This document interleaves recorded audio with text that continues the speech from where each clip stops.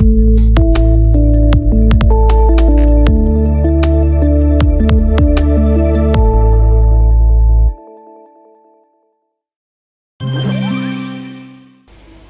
malnutrition est un état physiopathologique donc, qui est décelable suite à certains examens biologiques ou bien juste des examens physiques. Quand un enfant vient en consultation et quand il y a des paramètres qu'on utilise pour pouvoir détecter, pour pouvoir déceler, pour voir si cet enfant était un enfant malnutri et où est-ce il y a aussi des éléments qui nous permettent de le classer, donc suivant le degré de cette malnutrition.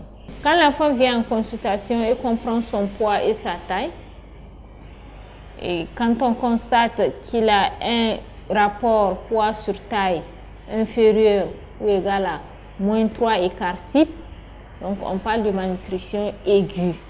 Maintenant, associé à ça, si cet enfant vient avec des œdèmes ou bien avec des vomissements ou bien un paludisme, là on parle donc de malnutrition aiguë sévère.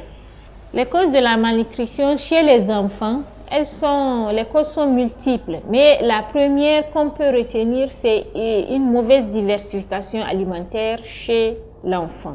Donc un enfant qui a l'âge de 6 mois ou bien 5 mois et demi, il est en âge de diversification alimentaire. Et la plupart des temps, les mamans ne sont pas aguerries par rapport aux différents mets qu'il faut donner à l'enfant, donc pour qu'il ne tombe pas dans la malnutrition. Donc des fois, on lui donne des mets qui sont au-delà de ses capacités à être digérés. Donc du coup, l'enfant ne les digère pas. Il fait des gastro-entérites, des vomissements, des diarrhées. Donc, et le temps que les mamans se rendent compte pour l'amener au centre de santé, il est déjà tard. Il rentre dans le cercle vicieux de la malnutrition aiguë. Ça, c'est un. Donc ça, c'est sur le plan vraiment physiologique de la personne. Maintenant, si on va en profondeur, la malnutrition peut être due aussi à un mauvais revenu donc, des parents. Donc, quand les parents sont dans une situation économique précaire, ils n'arrivent pas à subvenir à leurs besoins nutritionnels. Donc, une maman qui ne mange pas bien, il va sans dire que quand elle va prendre une grossesse, c'est déjà une grossesse à risque, même si elle évolue. Donc, l'enfant dans le ventre, il acquiert des tares. Donc, quand il naît souvent avec des problèmes nutritionnels intenses et il va falloir souvent intervenir. Ou des fois même, au pire des cas, la maman perd le bébé et la maman est malnutrie. Les conséquences de la malnutrition, elles sont connues de toutes. La plus grave, la plus dangereuse, c'est la mort. Un enfant qui n'est pas bien pris en charge donc, peut mourir. Ça, c'est vraiment la cause la plus fatale. Maintenant, même s'il arrive à s'échapper, s'il n'est pas bien traité, donc la malnutrition peut lui laisser des séquelles toute sa vie. Et sur le plan, dans la société, ce sont des hommes qu'on perd, ce sont des femmes valides qu'on perd, et c'est de l'argent qu'on perd, parce qu'un homme qui n'est pas valide dans la société ne peut pas générer de l'argent, il ne peut pas s'occuper de sa famille plus tard.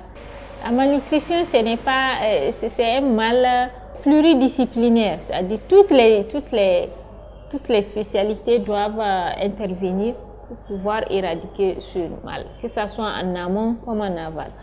Maintenant, je prends en amont, c'est-à-dire je vais faire appel aux autorités, donc de créer donc de l'emploi aux gens, donc d'aider les gens, d'aider la population à ne pas être dans des situations précaires, donc de créer des emplois, des cultures de contre-saison, etc.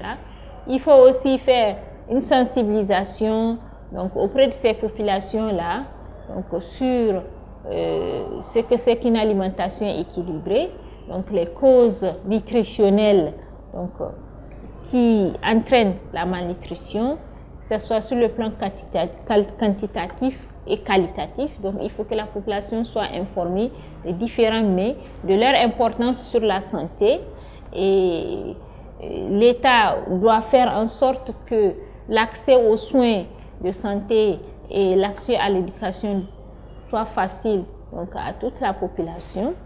Donc, dès qu'il y a un problème, que les parents puissent avoir accès donc aux soins de santé vraiment et de façon globale.